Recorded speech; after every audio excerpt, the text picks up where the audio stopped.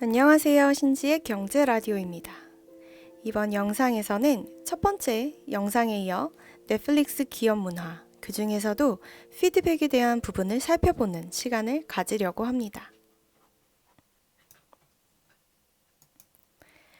리드 헤이스팅스 넷플릭스 최고 경영자와 에린 마이어 교수가 출간한 규칙 없음 내용을 한국 기업에 적용하여 성장을 이룰 수 있는 부분이 있을 것 같습니다.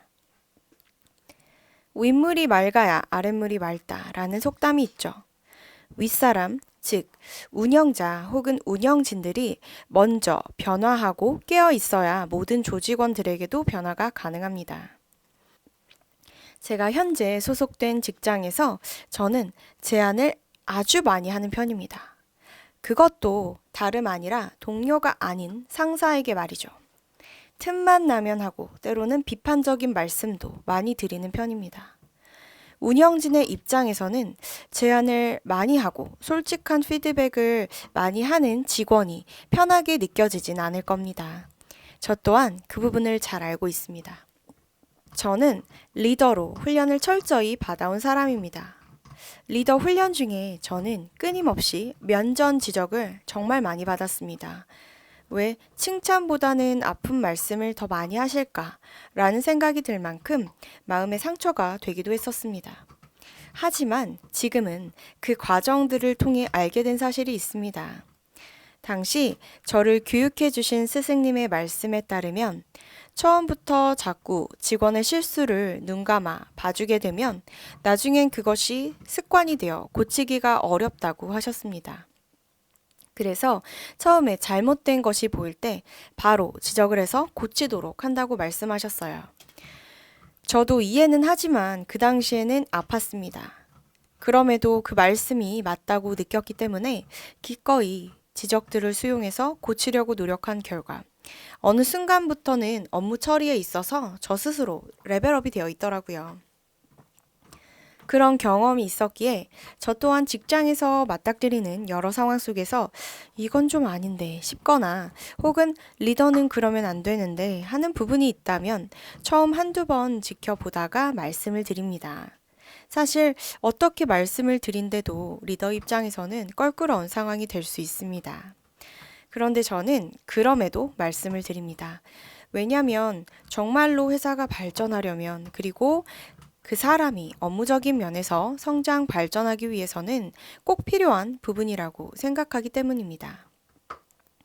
지난 영상에서도 거론했던 넷플릭스 기업 문화에 대해 이어 말씀드리려고 합니다. 넷플릭스 안에서 이루어지는 특별한 문화 중 하나가 바로 피드백을 수시로 주는 것인데요. 영어권 문화에서는 서로 간에 그런 의견을 나누는 것이 원활하게 이루어지는 반면 사실 한국에서는 조직원들끼리도 흔치 않을 수 있는데요. 더군다나 부하 직원이 상사에게 피드백을 주는 것은 거의 흔치 않습니다. 한국은 기업 문화가 관계 중심적이기 때문에 앞서 말씀드린 그런 피드백이 자칫 서로의 관계를 어렵게 만드는 부분이 될 수 있습니다. 피드백, 논의, 토론보다는 사실 내려오는 명령에 따르는 수직적 업무, 기업 구조가 자리 잡고 있기 때문이죠. 한동안 약 처음 몇 개월 동안은 제가 직장 상사에게 뭔가 비판적인 입장을 내놓으면 그것이 저의 마음도 어렵고 직장 상사도 저를 좀 어려워하게 만드는 부분이 있었습니다. 왜냐하면 제가 수시로 제안하고 피드백을 드렸기 때문인데요. 현재 상사분이 어떻게 느끼실지는 제가 구체적으로는 알 수 없지만 저희 입장에서는 제가 처음에 느꼈던 상대에 대해 부담스럽고 불편한 혹은 비호감적인 그런 느낌이 오히려 그런 비판적인 피드백을 주고받지 않은 관계보다 더 두터운 신뢰가 쌓인다는 것을 느낄 수 있었습니다. 그래서 관계가 더 돈독해진다고나 할까요? 이 과정이 쉽지는 않지만요. 성장하는 기업을 운영하기 위해선 운영진은 먼저 부하 직원에게 피드백을 달라고 적극적으로 자주 요청하여 분위기를 조성하는 것이 필요합니다. 리드 헤이스팅스 넷플릭스 최고 경영자의 경우도 그가 솔직한 피드백을 들을 때마다 기뻐하면서 모든 사람들과 그 내용을 공유한다고 합니다. 이렇게 CEO부터 피드백을 단순히 요청할 뿐만 아니라 실제 들은 그 피드백을 고려해보고 적용하거나 피드백을 준 사람을 치하한다면 자연스럽게 피드백을 서로 주고받는 문화가 가능할 것입니다. 한편 조직원인 사원들은 상사에게 제안이나 피드백을 드릴 때 꼭 명심해야 하는 부분이 있습니다. 바로 감정적으로나 혹은 인격적으로 공격적 언어를 사용하지 않도록 주의해야 한다는 것입니다. 말 자체가 힘이 있는 데다 더군다나 부정적인 느낌의 내용이라면 상대의 마음에 깊숙이 들어가기 때문입니다. 또한 자칫 잘못하면 직원이 상사인 자신의 권위에 도전한다는 느낌을 받을 수도 있습니다. 저는 그동안 피드백을 드려왔던 내용 중에서 스스로를 돌이켜볼 때, 내가 그 말을 왜 했지? 이렇게 후회하는 상황을 맞이할 때는 자괴감이 들 때도 덜어 있었습니다. 제가 그동안 이 부분에 있어서 제 스스로 말에 실수를 하지 않기 위해 실천한 방법을 하나 공개를 하자면 상사에게 피드백을 드릴 때는 대화를 녹음하는 겁니다.